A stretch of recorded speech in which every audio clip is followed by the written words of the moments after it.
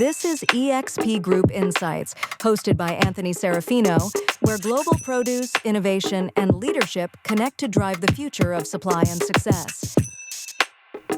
Okay, welcome back to the eXp Group Insight podcast. I am your host, Anthony Serafino, live here from headquarters in North Bergen, New Jersey. Another day, another great episode we're delivering for you all here today, and it's excited that I have our Director of Imports at eXp Group alongside with me today for this episode, Saniel Frometa. Saniel, how are you? Thanks for having me, Anthony. I'm doing great. Yep, we have Saniel here, and we're excited to have him. He's been at the company for how long now? It's been 3 years? I started in 24, so Not 3 years yet. Yeah, not 3 years. Feels like 3. Well, With tariffs, it feels like 10. Well, funny fact that I've been an outsider of the company since like 2010. So I've been handling EXP, working with a lot of members here since 2010 as an outsider. I didn't meet your father until like 2015, around then. And then 2018, I met you. We started to grow a relationship. That's correct. So I did, I've been an outsider of EXP for many years, but officially on board on January 8th, 2024, which I'll never forget that date. It's a great day. We're going to talk about a little bit about how important imports are to an organization. As an importer, eXp Group, that's how we started. That's our lifeblood, right? Imports. And there's so much in the world of imports and the Customs and Border Patrol Avenue, CTPAP, so many different type of certifications and the backlogs and the bill of ladings and the ship arriving and the coordinate. We're going to talk about it all here in this episode, and it's exciting. But more importantly, I always like to preface with the host talking to his guest about the background of the guest, right? And I think it's super important to talk about that, Saniel. You mentioned you came in from another organization in Clifton, New Jersey. Yes. And you were working there for how long? 15 years. 15 years. 2009 to 23. Yeah. Wow, it's a long stretch. And that's how you essentially started in imports. You started 15 years learning the experience. When you entered, did you have any sort of background or knowledge? Or I had no idea. I just took the job because it had weekends off, and I was a young teenager. And, obviously it paid. Yeah, it paid, and it just won weekends off. So I started in February of 2009. For a customs broker company, and from then on, every day was just a learning experience.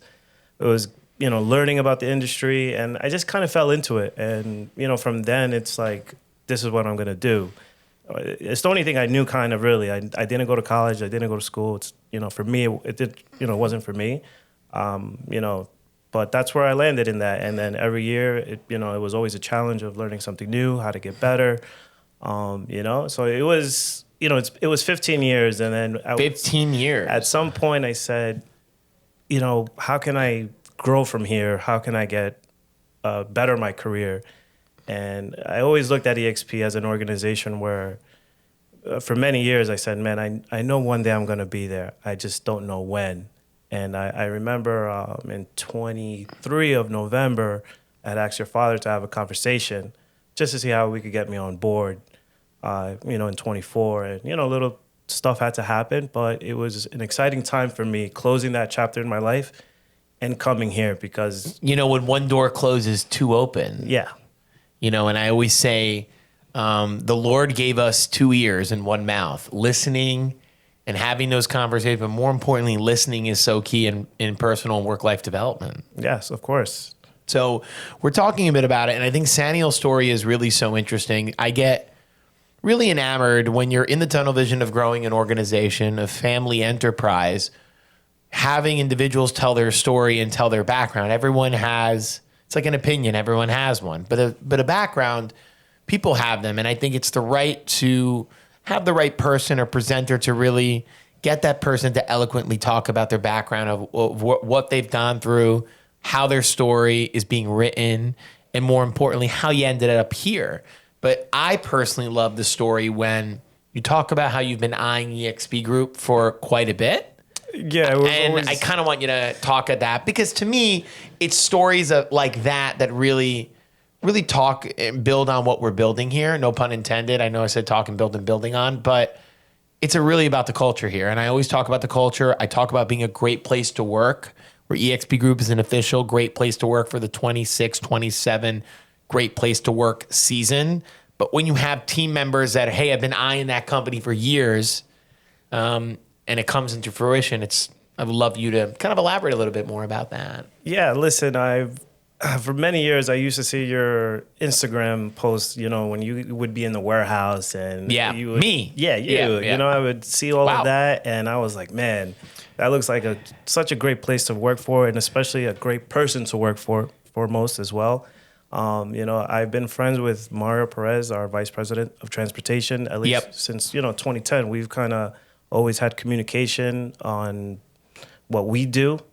So ever since then, little by little, I've been saying, man, I think I'm going to work there one day. And then when I met your father, and then little by little, I was introduced to some of the guys who would work here, Frometa, Diego. Those are kind of core people who've been at the company for a long time. Our Fin Operations Manager, Diego Portillo, our Chief Operating Officer, Camille Rodriguez. Yeah, so, little context for the listener or the viewer. Yeah, so, I've been friends with these guys, and then, from the outside in, I've been invited to, a few of the games that you guys would host at MetLife. Yep. And I would see the culture of, everyone who was invited, mainly who worked here at the time. I was meeting people little by little. And I just felt like, man, this would be a great place for me, because I figured I feel like I'd fit in right away, and I get the culture. I know what is expected when you walk through these doors. So I was like, I know I could be a great asset to that organization. And, it just took some time for me to get here, because I didn't know when. But when I finally said to myself, I had a conversation with myself. I have two kids, or I had one daughter on the way. And I said, you have two children now. Two children now. But at the time I said, I had a daughter, and I said, man, I need to get serious and start my career in another direction to, make my life a lot better. And EXP has provided that for me. Well, thank you. And it's just, you hear those stories, and it really showcases really how I operate as a leader of the organization. And I think about it where you wake up every day and you try to make the lives of your team members better. That is how I operate in my prism. Of course, this is a for-profit business. We're not doing things for free. We're trying to make money. It's more than just making money, right? Because you also want to provide legitimately a great place to work and actually care about the well-being of your team members. And before I jumped into this podcast with you, Saniel, we were really talking about the wellness program that we're building out at EXP Group.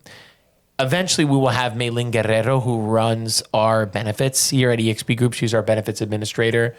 All she does is worry about wellness and how to be provide the benefits, whether, it's, not just 401k, healthcare, dental and whatnot, but actually being a wellness driven workplace, that you actually give a damn about the people that are coming to your organization every day. I think that's a big piece for me. And you're mentioning about the long process, sitting down with my father, the founder, and sitting down with other team members that have worked here for a very long time. You mentioned two tenured team members, Diego and Frometa, who have been here for a very long time. What does that entail to work here? You see from the outside looking in. And now that you're on the inside looking out versus the outside looking in, is it the same? Is it exactly what you thought? Is it everything and more? I'm just curious about that. It's everything and more. I mean, I always listen. These words never come out of my mouth. Never. And I mean this truly. I never want to go to work. Never crosses my heart. Never crosses my mind. I wake up every day excited to come to work. Sometimes I go to Florida to visit my family for like a week and a half, and you get FOMO of the office. Yeah, it's something that can't be explained when you work here. It's just like a new raw. Like when you're here, when we have coffee in the morning. Yep. Everything that we just do. It's just a great atmosphere to work here. And, I just love it, Sandy, you mentioned something, and it's so true when you talk about workplace wellness and the workplace well-being. A lot of people, and it's crazy because when you only know this organization, a lot of people actually loathe going to work every day. And it's more common in our country, the United States of America, and even internationally, but I'm only speaking for our country. It's more common than you think that actually people loathe They need to go. They need to pay the bills. They have a kid on the way. They have another kid on the way, right? They're paying for someone to go to college. They're trying to max out their plan. They're trying to save for that Disney World vacation that's not so cheap anymore, right? No, I hear the complaints here in the office about how expensive Disney World is, but it's more than just that. And when you mix actually building a great life outside of work and actually fusing it with being a great place to work and a great place to come to work, I think that's up to the employer to provide that environment for each individual team member. And I think we have a good niche, but we're always looking to improve, right? So I always like to preface on the background of how you came into play. And I think it's very exciting. We love having you here. But let's talk about the role that you do have here. It's Director of Imports. And eXp Group is a very large importer, and you have a very important job at this company managing all the cargo that's on the water, all the cargo that's still at origin, whether it's Central, South America, Asia, wherever it may be in the world that we import from, knowing where it is at all times, making sure the paperwork is all aligned, making sure everything that we had to deal with this past year and even currently tariff tantrum, miscommunication from the current administration. There is so much that goes into your day-to-day job. Maybe kind of delve to the listener and the viewer a little bit about what that entails truly being a director of imports at a large company like eXp Group. Yeah, listen, it's very detailed, meaning, your father talks about A to Z in this organization. And with what I do, it's also A to Z, from where the cargo is at origin to, I have to finalize when it gets here and into this warehouse. So it's a lot of little things that people may not even know exist in what I do. When you go to a produce company or you go into a bodega in New York or any store and you see produce, people don't know the work that was get there. I have to interrupt you. It's okay. I did a piece in the New York Times, 2017. I did this piece, so almost 10 years ago. Oh, I remember that Yeah. YouTube, and I saw that, and I said, "Man, I'm going to be there one day." Yeah, well, thank you. And I did that piece, and it was so interesting when I did it, was because individuals truly don't understand what it takes from farm to table. What does that mean, right? There's so much paperwork. There's so much agriculture involved. There's so many logistic pieces involved, not just financial, right? There's just so much that comes into it. And you're talking just on surface level about what that entails, right? Your job is not complete until the produce has arrived here at not only eXp Group into the port, and it is a long communicative journey. Why do I bring that up? Because communication is key. Is a ship arriving late? Logistically, are they held in the loop? What's the deal with weather? You're managing weather patterns.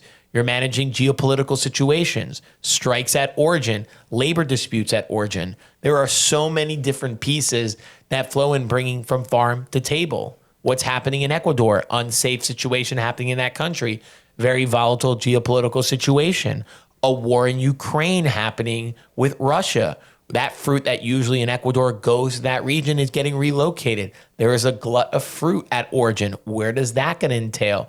Working with our SVPs of procurement, how they're flowing in and when they need. I always remind people, I say it every podcast, and it kind of gets annoying at this point. We are not selling wine. It does not get better with age. We're selling produce. It gets worse. It's not wine as well. So when you understand that you have to work with such ferocity and urgency, I think is so interesting, and people don't really understand what it entails. Yeah, and listen, to me, the way I was trained in this industry is communication is key. Key. Everything, I send an email out, I expect a response in maybe 2 minutes, maybe a minute. Yep, Or I'm big on that. Yeah, and if someone sends an email on anything regarding our imports, I'm right on top of it. When your father, yourself, or anybody here at this organization asks about a container, it's my job to know right away that. What's the deal? Yeah, what's going on with Jamaica? What's happening with Dominican Republic? What's going on with Honduras? What's happening with Costa Rica? What about Panama? What about Ecuador? What about Colombia? What about Peru? I can go down the list of countries. Brazil. I mean, so many countries that we work with, right? And I just picked those at the top of my head. If you got an answer, you have to know your log, your inventory, what's happening. Work with our inventory team, work with our ERP to understand what's arriving, what purchase orders have been made in the system, in our system, shout out famous software, what really that entails in the importation. And I always talk about when you're not an importer right? You have a lot of these large scale wholesalers in the United States that are not an importer. They're importing very little and they're purchasing here at source. So the whole faction of the company that you work in doesn't exist at a company like that. Of course. So when you understand that there's a whole nother layer of farm to table, not just when it arrives to the United States, because despite what people think, you cannot grow avocados, mainly Hass avocados, in the United States. You cannot grow bananas in the United States. You cannot grow ginger in the United States. There are a lot of other commodities, yams and whatnot, that you cannot grow in our country, and it needs to be imported. Yeah, I think a lot of people who go to the supermarket and who go to the produce section, they don't really think about that. But sometimes someone asks me, what do I do for a living? Well, I said, you see those bananas and avocados? Someone needs to clear it at the port for it to enter the United States. And that's what I do. And it's exactly what you do. You make sure that we have what we need for our salespeople to sell and to making sure that our clients are always served. Big thing I always emphasize, client always served. Every meeting, we have an empty chair for the customer, the client. Why? They don't have a voice at this meeting. Are we making the right decision for them? Are they being held in the loop? Would they be upset with the decision that we're making for them, right? We have to be sure that we are supplying the best merchandise, the best quality, arriving at the best possible point where our importation team can flow into. And I think it's important to understand that as well.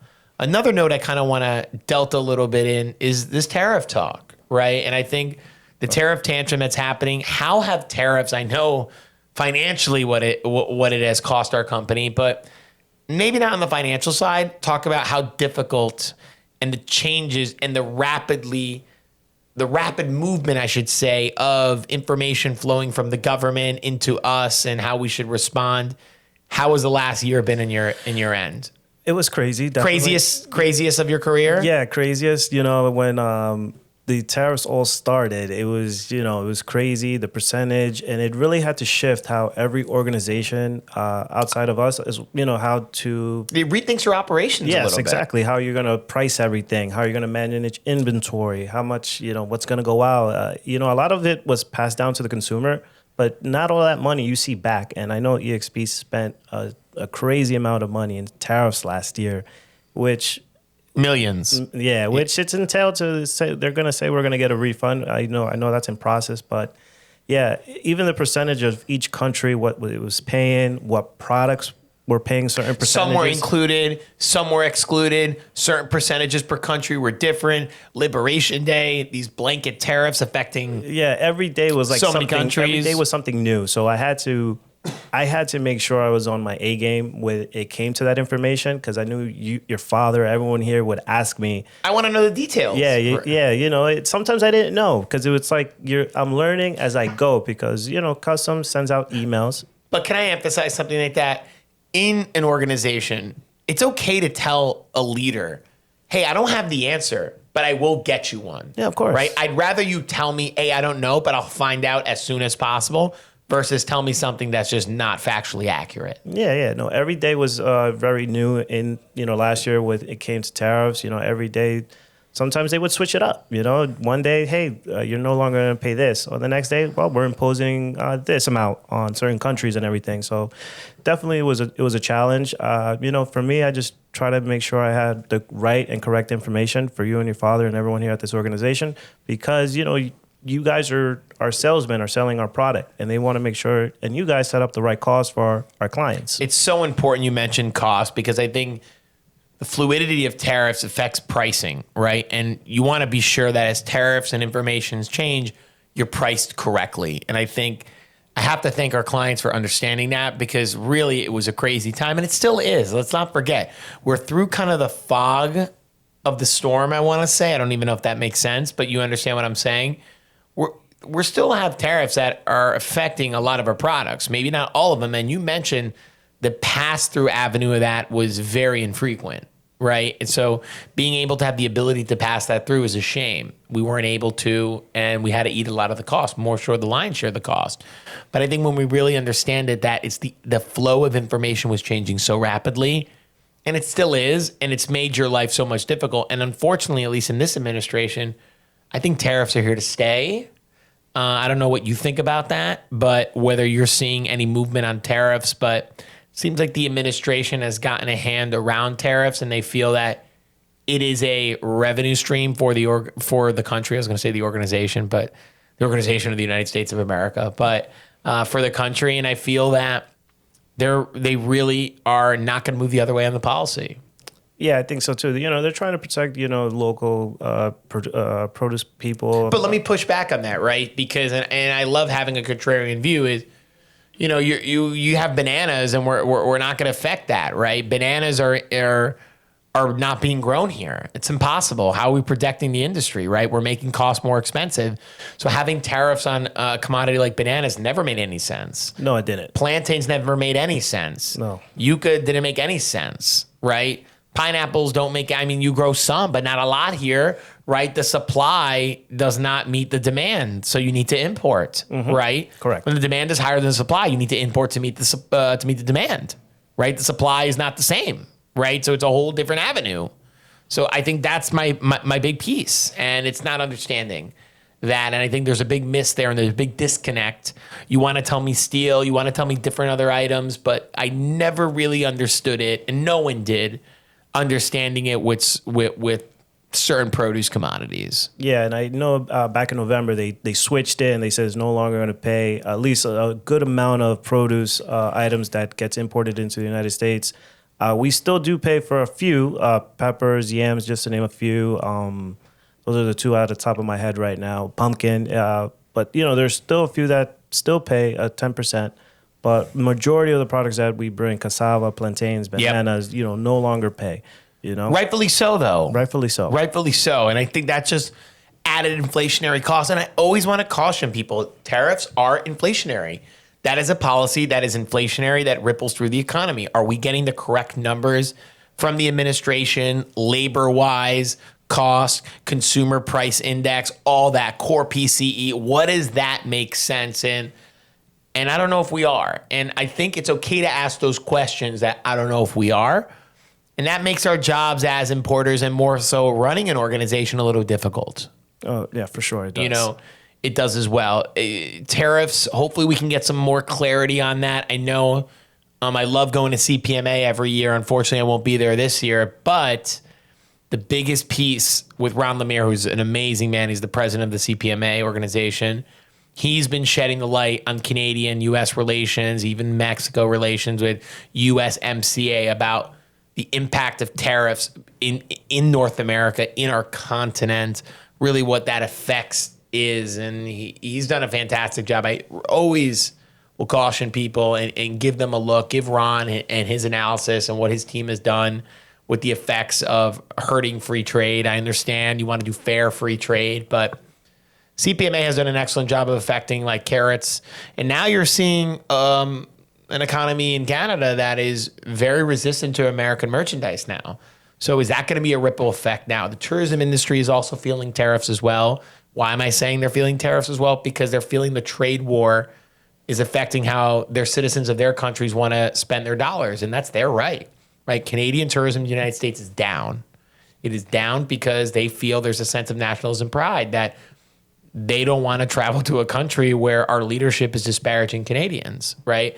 And I'm just talking about this from a tariff standpoint, and it does affect, right? When you have a carrot industry, right, we bring most of our carrots in this country from Israel, but there are Canadian carrots that come in.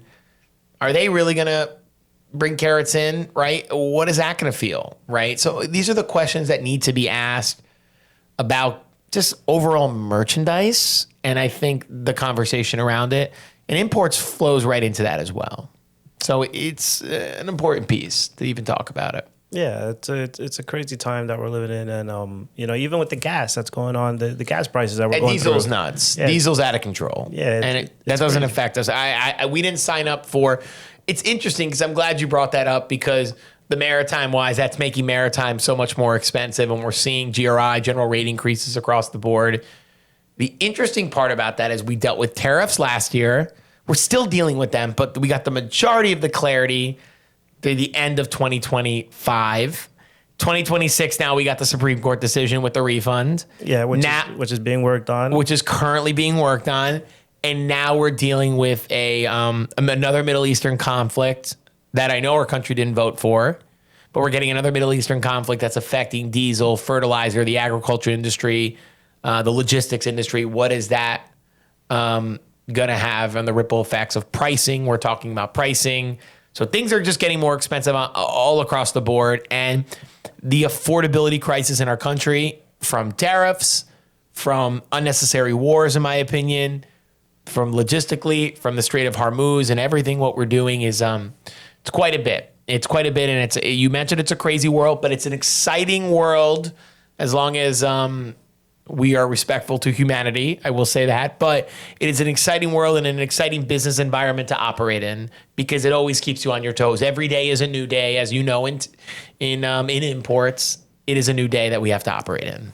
I love the way EXP as a whole, we face new challenges every day. But I think we have the right team members here to to fight this, to know what we're going to do next. We all do this together. We grow together. We're stronger together. Yeah, exactly. So, we all go through this together. It affects someone's department and another department, but we're all working together to make this work and make sure our products get here and everything gets passed down to our clients. Saniel, you mention it. When you run a multinational conglomerate, there's different departments, there's different businesses that come together logistically, real estate, distribution, importation, warehousing, so many different businesses that intertwine to form EXP Group. People kind of miss that when they really understand what EXP Group is. Yeah. You are a big piece of that. Imports is massive, and what we do, it's only going to grow. Our brokerage department is only going to grow. There's a lot in the pipeline for our EXP Group. Cheers to an exciting 2026. Thank you so much. We are always excited to see what your department is going to do. We can't thank you enough for what you do for the organization because we know it is a difficult one and the task that you have to handle, managing inventory, managing any type of cargo, managing all the merchandise that is arriving on a daily, weekly, monthly, yearly basis, you name it. Saniel's hands are all over it. His footprints are all over that. And I want to thank you for coming in for this conversation. I could go all day long, but my assistant is telling me I got to wrap things up. Well, thanks for having me. It was great. I look forward to recording this podcast with you, and hopefully we can do it again soon. We will do it again soon. Saniel here, Director of Imports from EXP Group, live from headquarters, North Bergen, New Jersey. It's the EXP Group Insights Podcast.